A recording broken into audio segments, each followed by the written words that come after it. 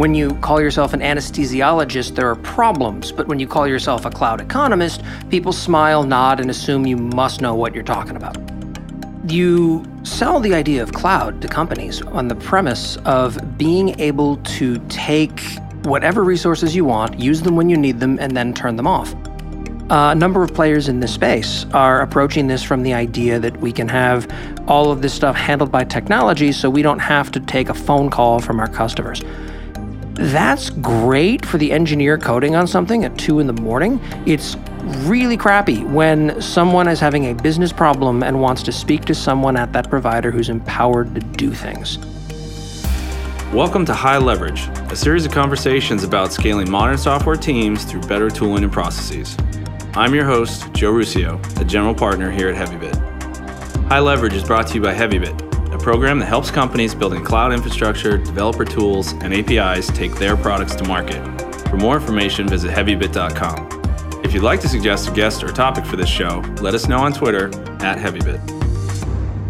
All right, everybody, welcome back. Today I'm joined by Cory Quinn, a self-proclaimed cloud economist, which we're going to get into in a minute, but also a bit of a Renaissance man, the host of the Screaming in the Cloud podcast, and also editor of the highly popular and actually very recommended, it's one of the newsletters I subscribe to, Last Week in AWS.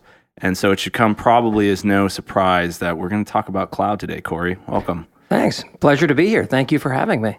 No, it's our pleasure's all ours. So I just wanted to get right to it. What on earth is a cloud economist? It's sort of a portmanteau of two words that virtually nobody can define, which means that when I call myself a cloud economist, no one is going to come back and say, wait, that doesn't mean what you think it means. When you call yourself an anesthesiologist, there are problems. But when you call yourself a cloud economist, people smile, nod, and assume you must know what you're talking about. Yeah, they probably also can't tell you that you're bad at it. Exactly. Even most real economists tend to profess to know everything there is to know about money, but often dress like flood victims themselves. Right.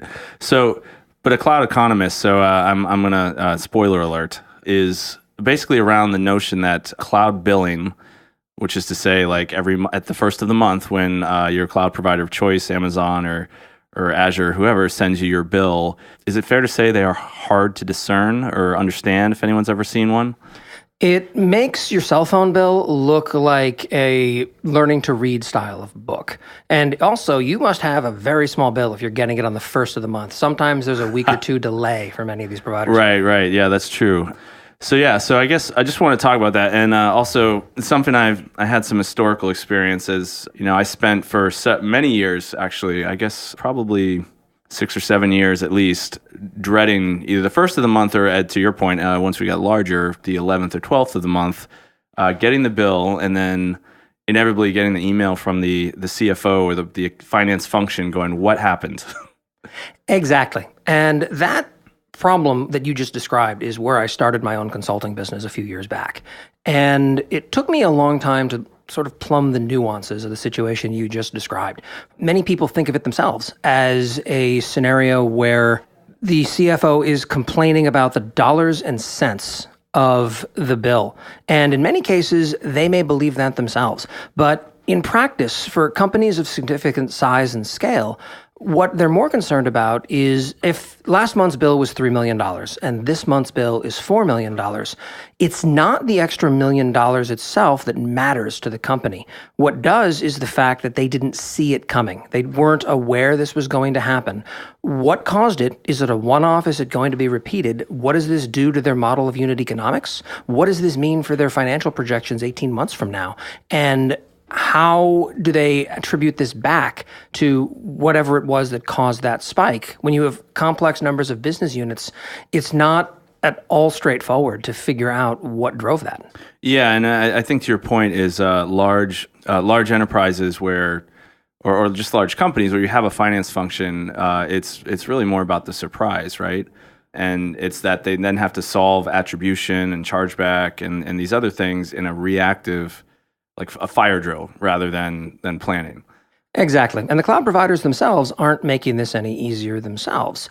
You sell the idea of cloud to companies on the premise of being able to take whatever resources you want, use them when you need them, and then turn them off. But then you go back to things like the RI purchasing model and a lot of the negotiations you have at scale with these companies, and then you're told to predict the next 1 to 3 years of usage. It's a perfect OpEx model that you then have to think about in a CapEx way.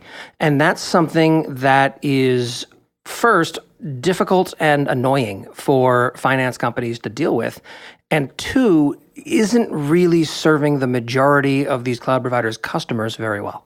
And it's fascinating because I think that the typical developer or even operations person is somewhat insulated from this, but I don't think people realize exactly how Byzantine. And I'm not to pick on Amazon. They're just they're the 800-pound gorilla, right? By far the largest cloud provider right now, and the one I had experience with for probably close to 10 years with an account that started, to your point, in the tens or hundreds of dollars a month and ended up in a 7-figure amount, before I turned it over on the way out the door. And it was the attribution and the RIs, even as something as simple as, oh, we're going to buy this up front, right? Like, how many permutations would you guess of a reserved instance there actually are on Amazon? Just to buy a single RI, you have to care about what region it's in, whether or not there's a capacity reservation, which will bound it to what a particular availability zone. Right, Yes. particular data center, yeah. Exactly. Plus, you have to figure out, is it going to be for 1 year? Is it going to be for 3 years? Is it going to be dedicated tenancy? Is it going to be shared? Is it going to be scheduled, or is it going to be full-time? Is it going to be standard, or is it going to be convertible down the road? And it can also be broken down now into a bunch of smalls can add up to form an extra large or a 2XL as well. So the right answer to what RI should I purchase for even a small workload is nobody really knows. Right. And also, to dial in or explain the level of complexity, additionally, RIs, if you're not using them in an attempt to be helpful, Amazon will float over to a separate account. If they recognize that you have an RI you're not using and someone else, in theory, could leverage that reservation, they will float it over for an hour, and you have to dig through a lot of data to understand exactly what's going on here. And you wind up in some cases with parts of an hour are covered and other parts are not. So you wind up with blended rates. You wind up with having to amortize these across accounts in many cases. And to get back to your earlier comment, by default in an AWS account, what you'll see is that an engineer can spin up a giant pile of resources, but is precluded from seeing what any of it costs in their account, which to my mind is sort of a lunatic type of thing to do. It doesn't serve the company well. If a developer spins up a $20,000 cluster to test something, don't you think she should know that that's what she's doing? Yes, and from an operator's perspective, the singular question I was always trying to answer is, particularly running software as a service, a line of business application, we generated this much revenue in this calendar month by delivering this service. We used AWS resources to deliver it. So it should be a simple equation, right? Revenue over dollars spent for, cost of hosting, effectively a margin. How easy is that number to come up with? I have a client where their architect took me aside and asked me a very simple question. What does it cost to run my service for 1 hour? And that was great. And we got half an hour into that conversation before he had to leave for another meeting, because there's so much that goes into that and questions that need to be answered. All of them can be answered, but there's no wrong way to answer most of them. It's, are you going to normalize batch processing in the middle of the night? Are you going to include development expenses in what it costs to provide your service? From the finance perspective, you also have to add in the idea of, is this cost of goods sold or is this research and development? The latter entitles you to a tax credit in many parts of the United States, depending upon structure. The cost of goods sold feeds into your model of unit economics of what it costs, your cost of customer acquisition and how long it takes to turn a profit on them. And it feeds into a bunch of KPIs that drive your business. Without visibility into it, what many companies do as a first pass is take the entire bill for a month and divide by their number of users during that time period. It's not a half-bad first approach, but it's far from a comprehensive story. Yeah, I mean, my personal theory is there are very few organizations who actually know those numbers precisely, which seems just as a problem for the industry as a whole, and surprising that 10 years in, there's not a better solution. You're right. And part of the answer to this lies in the idea of cloud governance, where you start getting finance visibility into what engineering is doing. The challenge is that a lot of enterprises, especially those who are not born in the cloud, to use the catchphrase, the problem is in these large companies that are enterprise-based, where they wind up with finance dictating to engineering what's going to happen. And that's not a terrific model. The converse of that, where in some shops, you see engineering deciding what's going to happen and finance doing reconciliation as a trailing function, usually leads to much better feature velocity. That's not necessarily the best case for many companies who are beholden, for example, to public markets. Yes, yeah, it's which is, I think, part and parcel of what's given to the rise of I think FinOps is starting to be called, which is co-opted. I think that term existed before, but this notion of you should have like regular meetings between the engineering functions and finance functions, who the engineering functions are ultimately responsible for creating cloud usage, and the finance team, so you can review every month to see large deltas, understand. Finance can ask, what changes should we expect next month? It's a simple idea, but was pretty powerful in my experience. Absolutely. I am somewhat surprised by the number of engagements I've had with my clients where I get to introduce engineers to people who work in the finance department of the same company. And explain to them why they might care about each other's work. Exactly. I've had, finance. So are you with Corey's consultancy? No, I work for you. I work here the same way you do. And it turns into a sometimes tragically hilarious moment. But there are historical reasons for this. I'm a big believer in setting up conversations, in making people think about this from another point of view. I will say that it's a much more nuanced market than I thought it was when I first started this up a few years back. I'll go and I'll fix the bill. How hard could it be? It turns out that it is a deceptively complex area. So do you find yourself being brought into accounts to help with this whole Gordian knot, typically by engineering, by finance, by senior management? What's the usual avenue? Good question. It's something of a mixed bag. There have been engagements where finance has no visibility into what engineering does. Engineering swears it's optimized, and then the money keeps going up. Finance finally cuts them off with a budget, and then they blow $50,000 a month off of what they're spending instantly. And at that point, finance is confused. Do I just start setting arbitrary limits? I don't think I have a bad actor here, but it would be really nice to be able to plan and get visibility into this. And being able to speak a finance language, albeit with something of an accent, is something that definitely helps me have those conversations. Conversely, engineering leadership often cares about this, but fundamentally, the person who's going to bring me in successfully most of the time has responsibility for the P&L that includes the cloud spend. Cloud spend, right. I've had conversations with very well-meaning good citizen engineers who were incensed that their company was wasting $80,000 a month when it should have been $40,000 a month. You dig a little bit and you find out there are 50 engineers working on that. They're chasing a $20 billion market opportunity that in 6 months will either be shut down as their larger parent company focuses on something else, or will be expanded and optimized then. And I'm sorry, but at that scale, your engineers are embezzling more in office supplies than they're spending on cloud services. The juice isn't worth the squeeze. Right. There's a bigger strategic picture. Yeah, it's always important, I think, to have perspective on how much leverage you're ultimately going to get out of the problem. So if you're talking to and we'll stick on the engineering side just because that's who I think our audience trends towards. But if you're on the engineering side, you're responsible for some amount of cloud spend, small SME growing. What are the top piece of advice for this is the sharpest edge that's going to destroy you in a year or 2 years when you add another zero to your spend?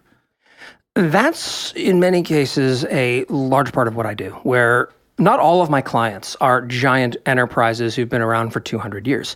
I have been retained in the past to speak to small startups who are just looking at building things out now, and they're spending $2,000, $3,000 a month. They don't care about that money. They care about how it's going to scale and what the constraints are going to be. As the business grows 10x, 100x. Exactly. And that transitions relatively rapidly into a cloud architecture conversation and what their application is doing and how. When you wind up paying per gigabyte transferred out to the general internet. When you have small volume, it doesn't matter. When you have 50 million users, suddenly that winds up being the GDP of a small nation state if you haven't planned for it appropriately. So understanding the bottlenecks is always important. That said, global industry trends, something like 60% of all cloud spend at AWS is EC2 based upon what I've seen in my client base. There are another 4 services beyond that round that number up to 85%. And then there's a long tail of all the different esoteric services that they offer. No one has ever brought me in to optimize their Amazon Chime bill. Right. Not yet, at least. Yeah, and I imagine those other services, once you lump in things like RDS, which technically not compute, are effectively very thinly veneered compute. Absolutely, and that's most of it. If you want to get into specifics, EC2 is the big one, and the remaining 4 in no particular order are data transfer, EC2, RDS, EBS, and S3. I think the one that may surprise some people who haven't been analyzing their bills monthly or working through a negotiation on a large enterprise agreement with a cloud provider, I think the data transfer is the one that tends to shock people. Like we kind of intuitively understand that, yes, we're going to have computers that run our code. There will be databases that store our data. There will be some drives. A load balancer, obviously, for any web-based service is pretty obvious. But when you are sitting and looking and seeing a bill with 5 zeros next to a word that says data transfer, or more zeros, in some cases, that can be a shock to some people. Absolutely. And if you were to tell me that here's my application architecture, what will the data transfer cost within an order of magnitude? I'm often hard-pressed to come up with a reasonable answer. And the reason behind that is that it is one of the most esoteric and difficult to understand aspects of cloud billing. I've done projects for large on-prem companies who are trying to build out a business case for a migration to cloud. And one of the big questions they have is, what will it cost? Which is sort of the entire point. And the first stage is generally to start instrumenting their environment to get them realistic answers. Oh, what do we need that for? We already know those numbers. Great. How many gigabytes a month transfer between your application servers and your databases? Well, why in the world would we need to? Oh dear, you're not kidding, are you? Well, and it gets better, at least in my experience, if you are using, say, a horizontally scalable database, and you're architecting it such that it's replicated across multiple availability zones because you're cloud native and you know that availability zones can disappear, the replication inside of your database causes data transfer costs. Only for some platforms, not for others. Take AWS, for example. I will drop a link to this in the show notes, but I built and open sourced the latest version of a chart that shows data transfer costs using a map. And it is hilariously complex. I like to trot that one out in presentations somewhere because people intuitively grasp this is a complex area of billing, but until they see it, it doesn't really hit home. Yeah, I mean, there's different costs for availability zone, in versus out. There's different costs per region. Certain regions have special cost relationships to other regions, if I recall correctly. Absolutely. For example, the Sao Paulo region will cost 240% of what US East 1 in Virginia will from a data transfer perspective. Just within the region. Sorry, to get from that region to the general internet. Internally, it's mostly the same, but some places are hard to get to. There is a half-price data transfer deal in effect for everyone. This is public. Between Virginia and Ohio, it costs the same as inside of a region transfer going between those two regions.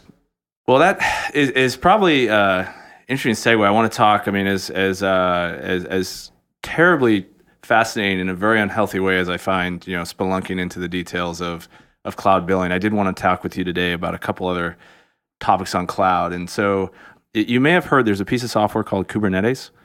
Yes, I believe it's named after the Greek god of spending money on cloud services. Yes, yeah. So you have. I want to talk about a couple of cloud is going through increasingly compressed revolutions of innovation.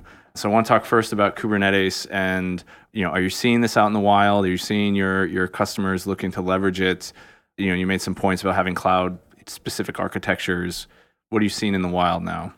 One of the things I do in my spare time, because I have so much of that these days, is I'm an advisor to a company called Reactive Ops, where they tackle the world's problems by judiciously pouring Kubernetes all over them. Slightly more seriously, they engage with companies that are doing Kubernetes migrations and help with the build, the run, the architecture of that, and effectively mapping what their existing application stack looks like into something that is more schedulable from a container perspective.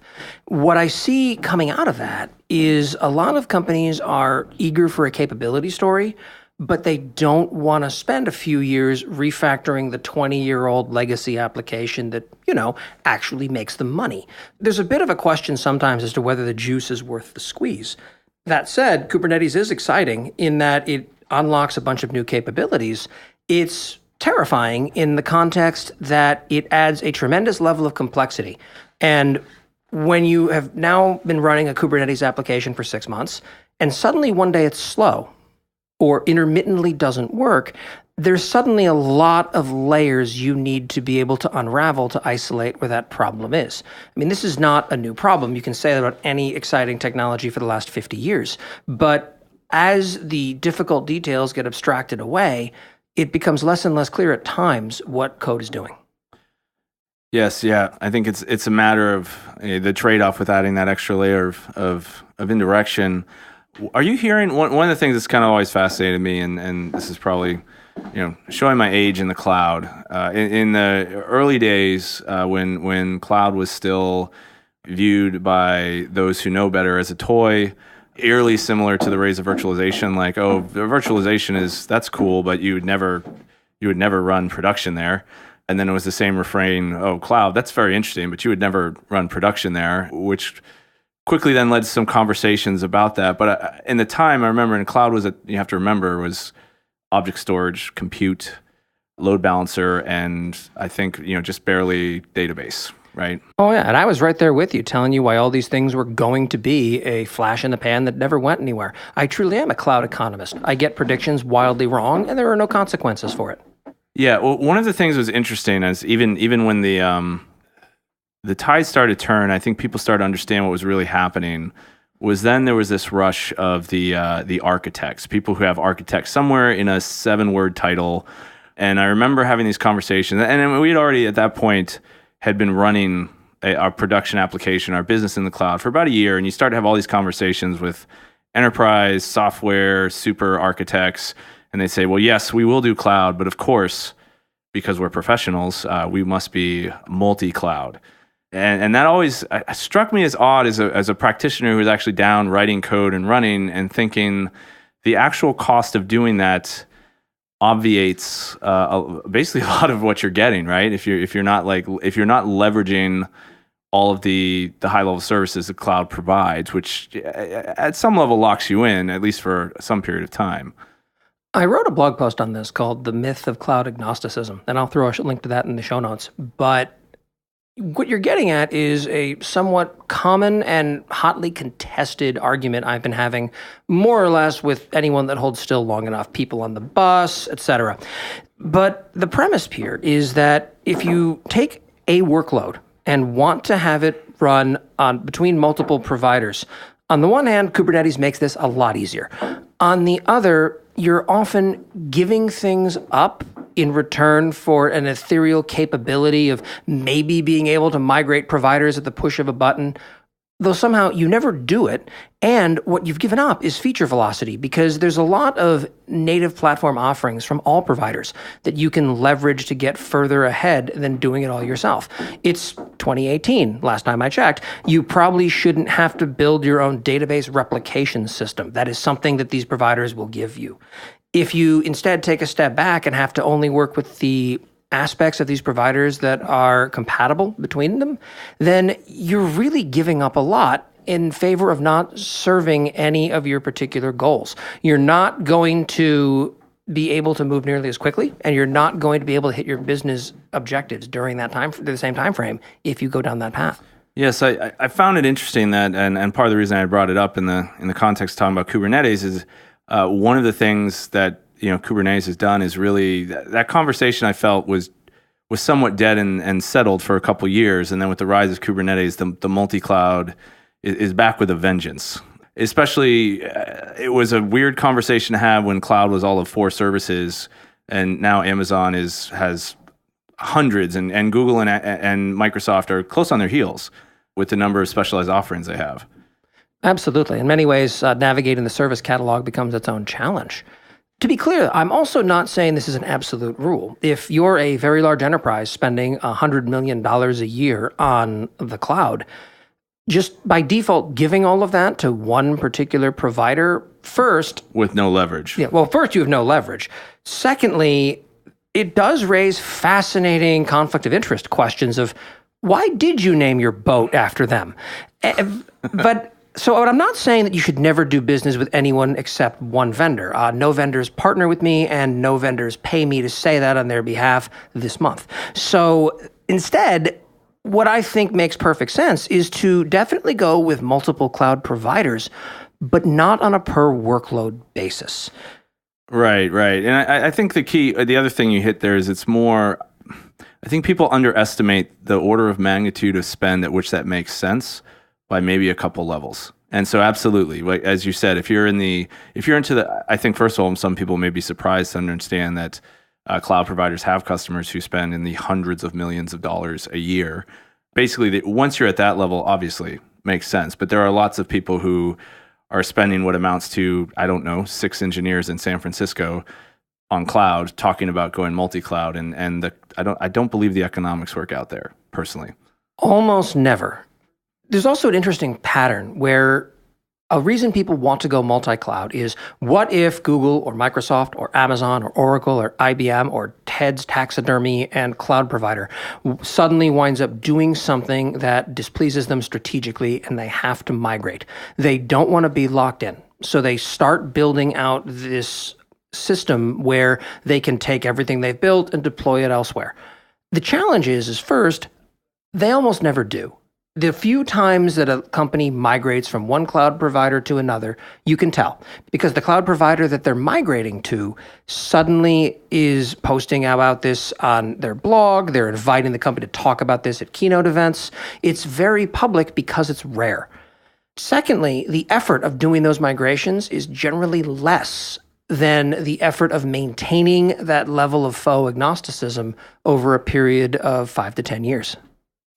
Yeah, and I think it's an interesting segue possibly into what I want to talk about next. And so if you want to talk about lock-in, you're familiar, I assume, or as I understand, an ardent consumer of serverless capabilities. Oh, absolutely. I am considered to be an expert in the world of serverless technologies because I've been using them for about 2.5 weeks. That's about all it takes right now because it's still new, and the emerging consensus around virtually every aspect of serverless technologies today is that everyone else is doing it wrong. Right, except you. Exactly. So a couple interesting angles on cloud. I think definitely what impact, I have my opinions, but I'd like to hear yours. What impact on cloud economics does serverless computing have? Just a quick definition of terms. I'm talking about functions as a service. Anytime you have a managed platform that you don't have to log into or touch, it could be argued to be serverless. Yeah, we're not talking about platform as a service. We're not talking about managed black boxes. We're talking about functions as a service. Right. If you do an apples-to-apples comparison, which is harder than you might think, you generally will spend somewhere in the neighborhood of 2 to 5 times as much on running something in Lambda than you would running the same thing in EC2. And we're talking about some workload that is roughly saturating an EC2 host. We're talking a perfect level of saturation from a resource perspective here. First, you're never going to see that. 2, you still have a fair bit of overhead with respect to managing, carrying, and feeding for that infrastructure on the EC2 side. What you're getting from the idea of something like Lambda is that the cloud provider handles a lot of this for you, and all you really have to worry about, in theory, is the code itself. You hand them code, they run it when certain things happen, and that's it. There's merit to that.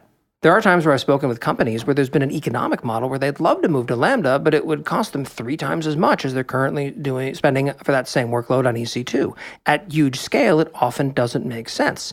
In practice, there are times where this does work out, not purely from an economic model, but from a capability story. Remember, economics is not just about the dollars and cents that you're spending. There's an opportunity cost. What are you having to spend to manage existing infrastructures? What are you having to spend to learn the new paradigm for serverless technologies? And how are you placing your bets? There is a lock-in story that is much more severe with something like this. So one thing, and I'd be curious in your travels if you've seen, but I have this working theory that serverless, or functions as a service rather, might be the first cloud innovation that is ultimately pushed forward and adopted by the enterprise or traditional enterprise ahead of software as a service startups, hipster enterprise. And the reason for that, which I think particularly if our listeners have been working on internet properties their entire careers, in your traditional enterprises, there are incalculable number of workloads that never see the public internet. They're hosted somewhere in the internal LAN, and they have potentially 20 users who ever log into them. But yet these 20 users perform tasks that generate like oodles and oodles of money. So like a large corporate shipping company, for instance, will have custom in-house internal logistics applications that the planning team, a handful, which dozens or even hundreds of people, but an impossibly minuscule number of users from a compute perspective, will use to drive like hundreds of millions of dollars of revenue. So from a cost perspective, on a single app doesn't matter. Add all of these up, and you've got lots and lots and lots of EC2 instances, or even containers in a chunk of an EC2 instance or a compute instance that are almost always idle. Yes. And serverless, and this is why I think you see some of these forward-leaning legacy enterprises driving harder towards this, because they actually have workloads that will be dramatically impacted from an economic perspective. You're absolutely right, except you missed a step. The first experience most of these enterprises have with Lambda is when they're using it to spackle over a service gap in what AWS has given them of propagating a tag from an instance to a volume, from a volume to a snapshot. A lot of the heavy lifting style of stuff that they've had a bunch of scripts running before, now they can do it on instantiation that fires off an event that causes this thing to work. It scales as much as you need to, and once you've written it, you never have to think about it again. Once they do that, it's, wow, that was easy. It was fun. It's a resume builder, which in many cases of these large corporate enterprises is not something that comes along as often. What else can we do with it? Phase 2 is exactly what you just described. It starts off as a toy that solves an annoying problem in a fun way, and then it turns into something that's being used much more noticeably with much higher impact. That's an adoption pattern I've seen repeatedly. And I think to your point, what's interesting is it seems like the cloud providers themselves have noticed this spackle capability of these functions as service platforms and starting to embrace that wholeheartedly themselves. I think, different providers, you see announcements all the time like, oh, this particular event is now natively, or this black box service is now natively hooked into our function as a service platform. Absolutely. They're starting to expand this everywhere they can. And it's a rising tide that's really starting to lift all ships. Yeah, and so it's still really early, very early in the serverless life cycle. What do you think are the most interesting challenges right now for adopting serverless as an architecture, as a primary development platform? A lot of it is cultural. You've got to get past the screaming hordes that insist that serverless runs on servers. Another big challenge is observability into this space of how you figure out what it's doing. At scale, this becomes a very challenging area to play in. You can combine those two semantic arguments as well and get into observerless. And I have a screed on this at observerless.com. Observerless.com. Observerless.com. We'll throw a link to that in the show notes. But that winds up getting to a point where now you can just ignore everything that it's doing and just assume everything's going really well. That's a sarcastic take on a concept I don't seriously recommend at significant scale. But there are times where you don't need to know what every cron job in your entire company is doing at all times. Observability is a way to play into this, but also understanding how to wrap your heads around this. If you flip to the Getting Started page of the Lambda documentation, it's several hundred pages in because the rest of it is foundational knowledge that has to come first. And the complexity here is massive. It's similar to EC2 as it was 10 years ago, where you had companies like RightScale, whose entire value proposition at the time was, we make this something a human could understand. These were new concepts. AMIs, snapshots, instance IDs, all of this was very complex. Now it's click a button in the console and it works. You see the rise of things like serverless framework that are making this a lot more accessible and a lot more extensible. They're doing something fascinating in that they're early on adopting support for multiple providers. Right now in the industry, it's Lambda from AWS, plus a bunch of other stuff that, well, it was a nice attempt. Maybe for their customers it's something handy, but the world is not adopting en masse in the same way. Serverless Framework has embraced all of these things and is willing to support it if it exists. That means that there is an agnosticism story there that starts to shy a bit away from the lock-in stories that we tell. And it's getting to a point rapidly where even someone who has little experience with this can start playing with one of these frameworks and get there almost instantaneously. You don't need the 2 years of foundational knowledge to make sense of this. Yeah, it's an interesting challenge, and like you said, I think Serverless, the framework, is doing a lot of good work there, because on the one hand, I literally just hand you code, and everything is built into the platform, is at one level the ultimate lock-in, but then at the same time, I'm only giving you code. So with some amount of work, I should be able to just give that code to other functions as a service. I mean, it's a conceptually very simple model. I invoke the function, I pass some information in, an event, it returns some result potentially.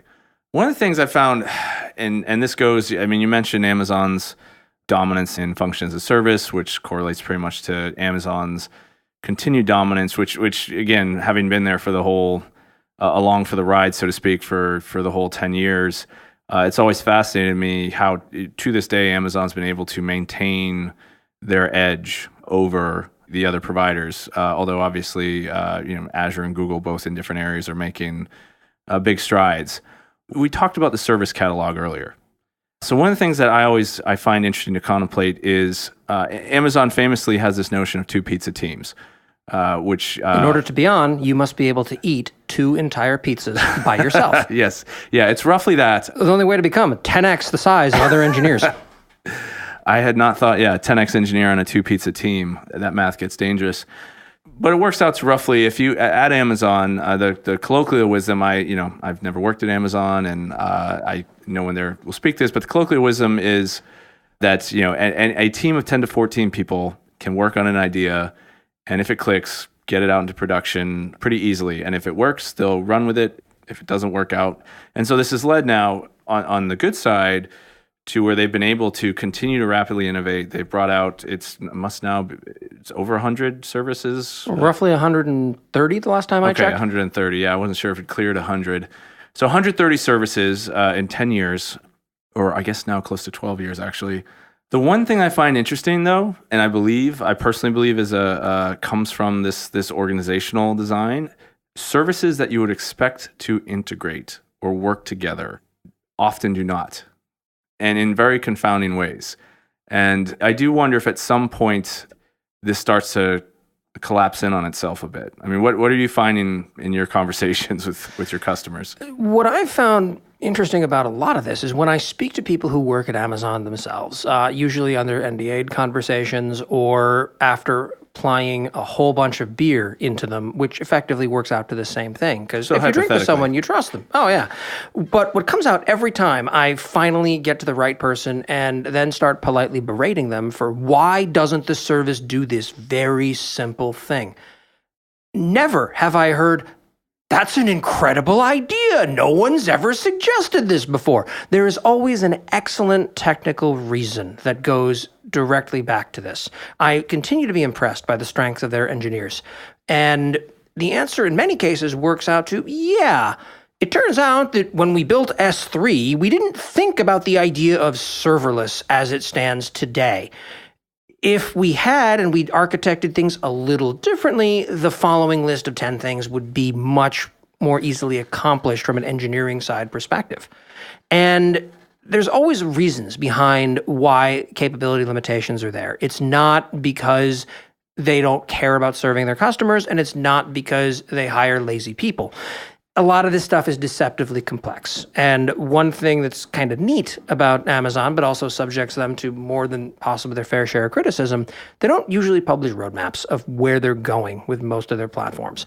So if they're going to be perfectly honest and say, oh, there's this one annoying feature that needs to be done. Here's a list of 10 things that need to be done first. We're waiting on 2 teams to do that. And unfortunately, they have other things that are more pressing. So it's going to take some moving around. No one's going to want to follow that Gantt chart of what it's going to take to get that feature out the door. Instead, one day it shows up on the blog or on stage at reInvent or magically appears in the documentation, and people rejoice, or they should rejoice. Instead, they're, that took long enough. And then they find something else to complain about. I say this as a world-class complainer myself. I am not immune from this particular failure mode.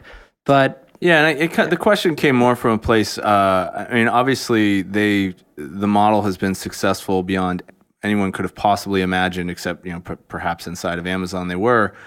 I do wonder how it scales to 200 services, 500 services, 1,000 services. Oh, absolutely. And the key, I think, is eventually they're going to have to start tiering some of these services out.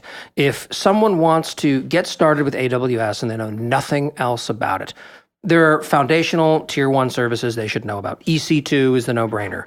RDS, potentially. S3, absolutely. SQS or SNS, maybe.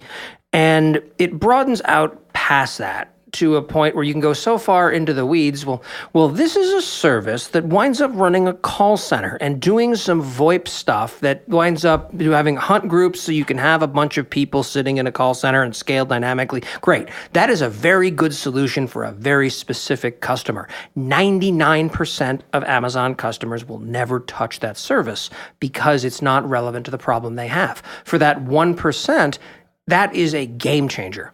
And increasingly, a lot of the services that are getting released do exactly that. If you're not into VR or AR, you would not care at all about Sumerian. If you are into those industries, you're absolutely going to care about everything that group does.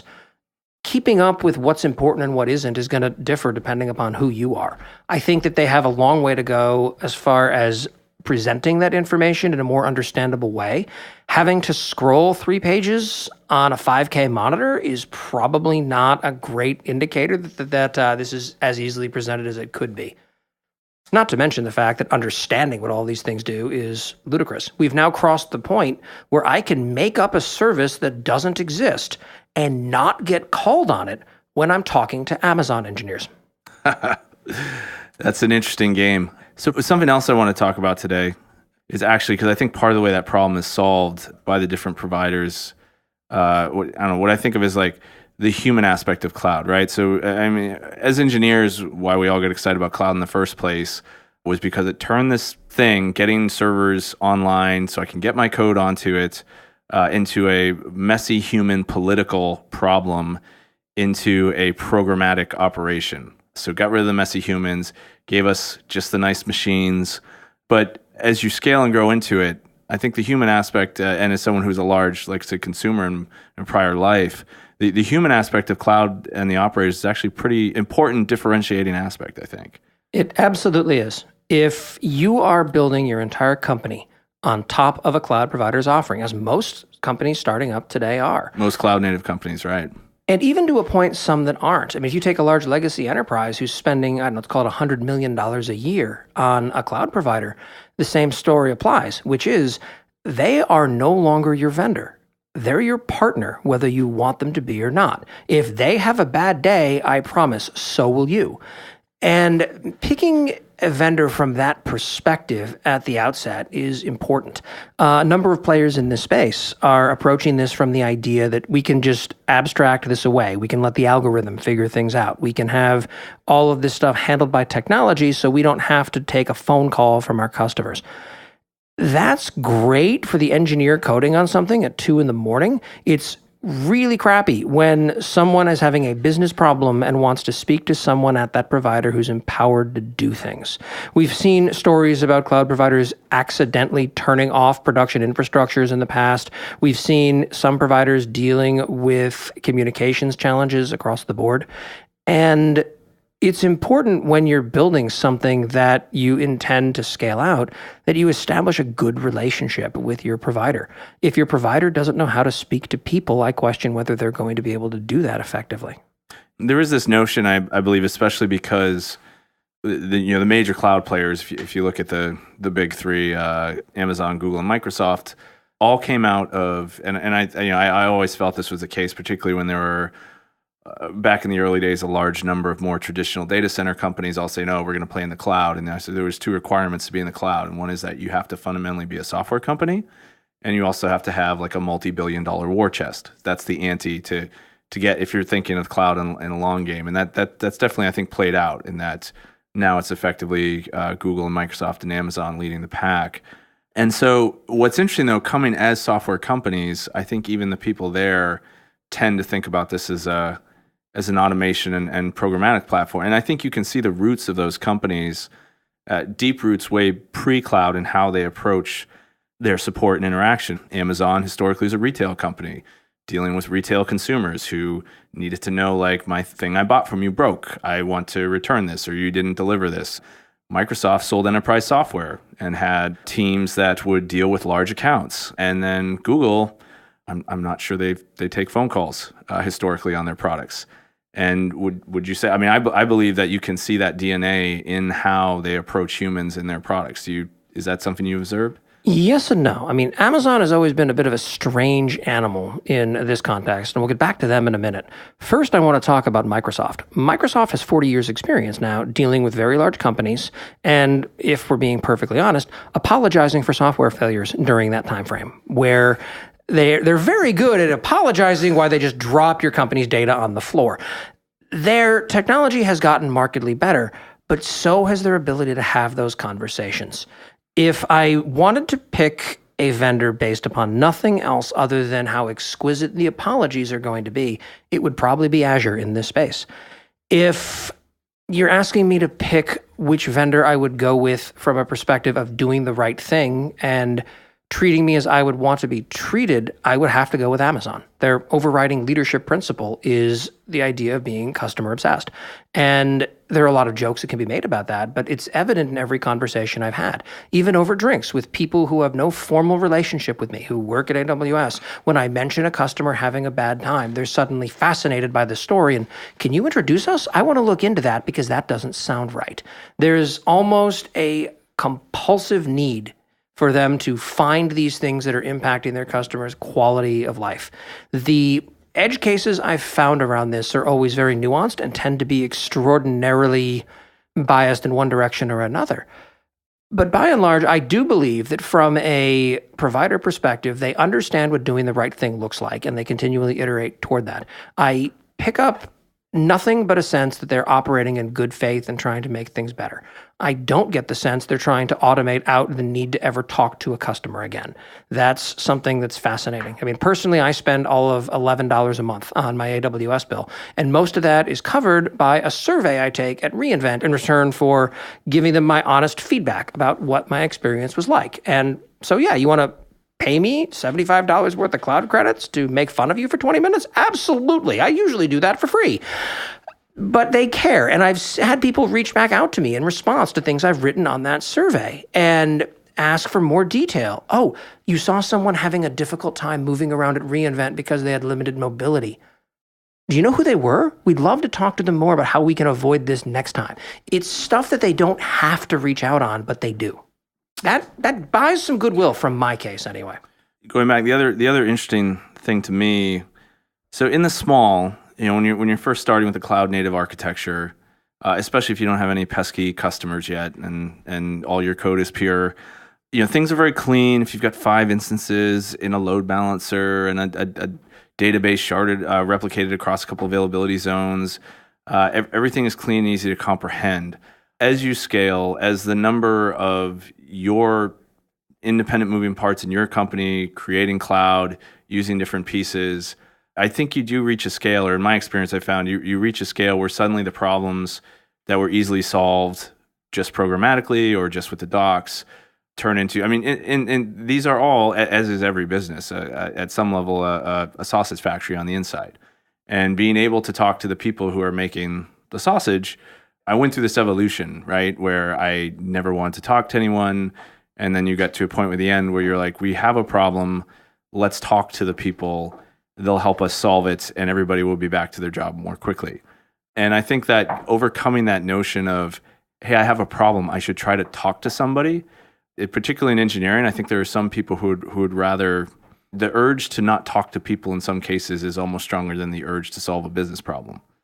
Absolutely. And for a while, you can do that. I'm the same way. I wound up with a bug yesterday as I was provisioning a service myself.